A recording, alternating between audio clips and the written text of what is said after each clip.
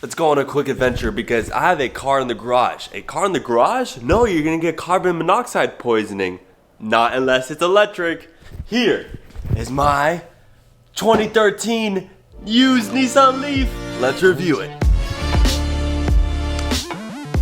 Oh my goodness, I'm Master Garcia. This is MWG Tech, and today we're talking about the fact that I own an electric car in 2019. Just remember that when in 2050 everyone has electric cars. Okay, thank you. But right now in my garage, I'm charging my 2013 Nissan LEAF with a 24 kilowatt battery. That 24 kilowatt battery probably means absolutely nothing to like the 99.9% of you. But that really just means that when the Nissan LEAF came fresh off the factory line back in 2013, it had an 82-mile range, but through terrible battery regulation through Nissan, the battery is now only giving me 30 miles of range. 30 miles of range with a car? Do you know what that means? I can only drive about 15 miles away and 15 miles back to that same location. Yeah, that's it. But I'm in a very special situation where 30 miles is kinda just enough. There is some situations where I'm kind of worrying, like, am I gonna make it home? But then I just turn off the AC, because turning off the AC gets you like an extra 1 to 2 miles of range. Surprisingly, and if you do it in a gas car, it's gonna do the same thing. It's gonna be slightly more efficient. But anyways, driving this electric car, which I'm literally charging through the same outlet that I could charge my phone with. A 120 volt charger. It charges to full in about 5 hours because it's such a small battery. But if I were to have a huge Tesla with a 100 kilowatt battery or a 75 kilowatt battery, that could get you anywhere in between 250 miles of range to 370, I would probably need a 240 volt charger, and that could get my car charged in about 6 hours, and that's gonna bring me 300 miles of range. But this is nowhere near a Tesla. This is not giving me a 0 to 60 in 3 seconds. More like a 0 to 60 in 7 seconds. But that 0 to 60 in 7 seconds is so satisfying, especially if you're coming from driving a gas car. Let's do a quick 0 to 60. I got the seat heaters on high. I really like this little gear shifter. Let's put into drive. 0 to 60. Look at the miles per hour right here. Boom. Little jerky. Ooh.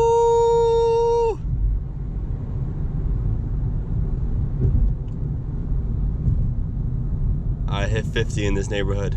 So right now I'm a junior in high school. I still got this year and then another year, and then I graduate from high school. So all I do with my Nissan LEAF is drive there to school, which is a mile, and then back to my house, which is a mile. So 2 miles there and back, losing like let's say an extra 2 miles in the sun. I come home with like 25 miles and I just charge it right up, and then I'm back to full.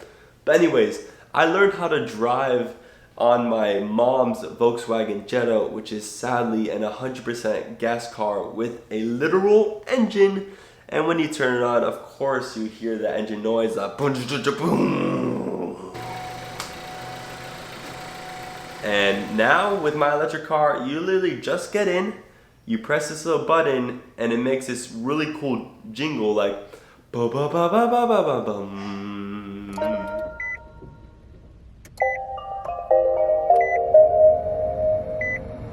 And there's no engine noise at all. You hear the battery warming up, which is convenient because it actually saves you a little bit more range down the line. But that battery warming up, that sound of it is like barely anything. And when you start driving it, you hear absolutely nothing. All you hear is just the wind noise that's passing right over and to the sides of your vehicle. That's it. Driving an electric car, amazing. And getting back to that acceleration again, once you go from 0 to 60, as soon as you press that pedal, boom, you're taking off. Unlike a gas car, when you press that pedal, it literally takes about like half a second to fully get the car into gear or into moving and accelerating. But that Nissan LEAF, so smooth. It's kind of like a spaceship because you don't hear it. It's just like nice and fast.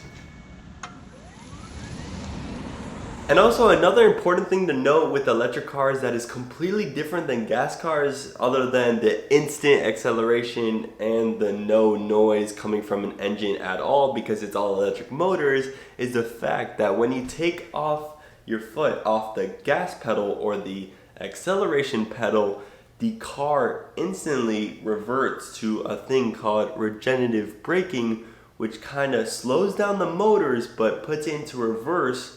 So all that power that is just left hanging in the motors is now put right into the battery once again, which is kind of confusing because in the gas car, you just accelerate and then you brake. So all that thing that you just used to accelerate is now kind of wasted through the actual physical brakes.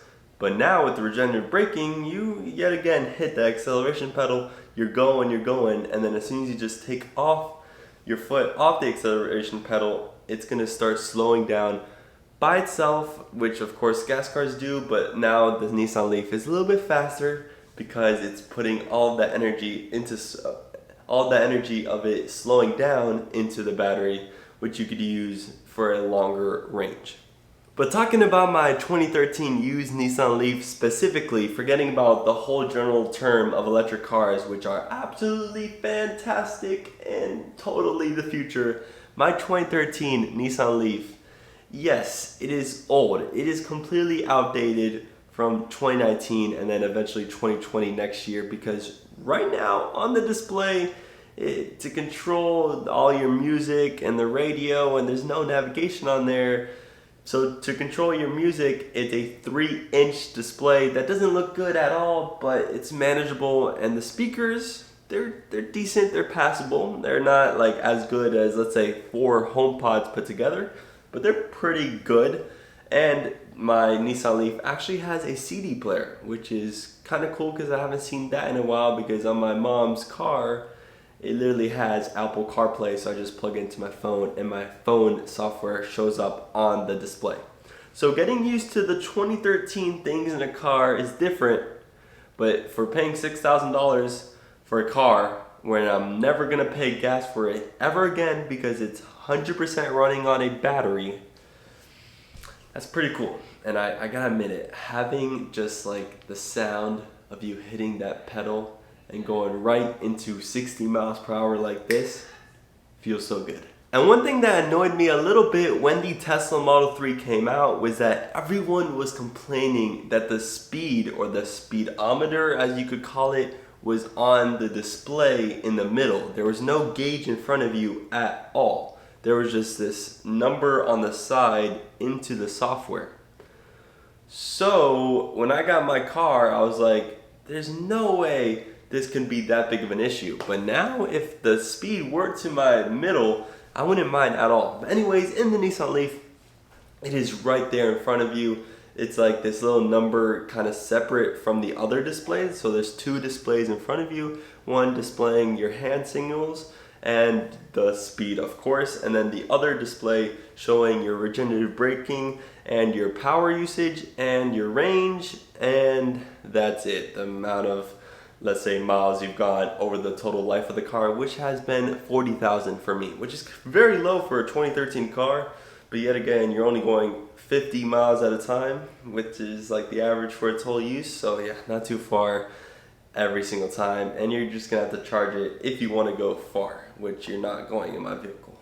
I gotta admit it, when people ask me, oh, what car did you get for your first car? I'm like, a 2013 Nissan LEAF with 30 miles of range, and it's fully electric. That's not the best impression of an electric car, and none of you watching this video should probably take in that your electric car is gonna have 30 miles of range, because it's not, unless you buy a very used Nissan LEAF like I did. But if you're gonna buy a brand new electric car, it's gonna have 200 plus miles of range. If you're gonna buy a Tesla Model S, the maxed out version, that's gonna have 370 miles of range, and you could literally drive 370 miles away from point A to point B, which is really cool. And if you want to stop at one of those Tesla superchargers, you can. There's other third-party superchargers for, let's say, my Nissan LEAF, the Jaguar I-Pace, all these other electric cars. but I'm never gonna use one of those third parties, at least with my very first electric car, because it only goes 30 miles and I'm only gonna stay within a very close radius of my house. If I have to go to somewhere farther, I'm gonna use my mom's Volkswagen Jetta, which I'm not happy to, because whenever I get in it, even though my Nissan LEaF is like a 2013 model year, I get in my 2018 Volkswagen Jetta, I'm like, whoa, this feels ancient. I turn it on, I hear the engine, I pull it into drive, I accelerate. It's not an instant acceleration, and then all of a sudden I hear the engine go vroom, and then it goes. Very different from an electric car, and it's gonna take the general population of the world to roll into an electric car lifestyle. But I love it. I love being a quote-unquote early adopter to this. It's great. My next electric car is probably, hopefully, gonna be a Tesla Model 3 or Model Y.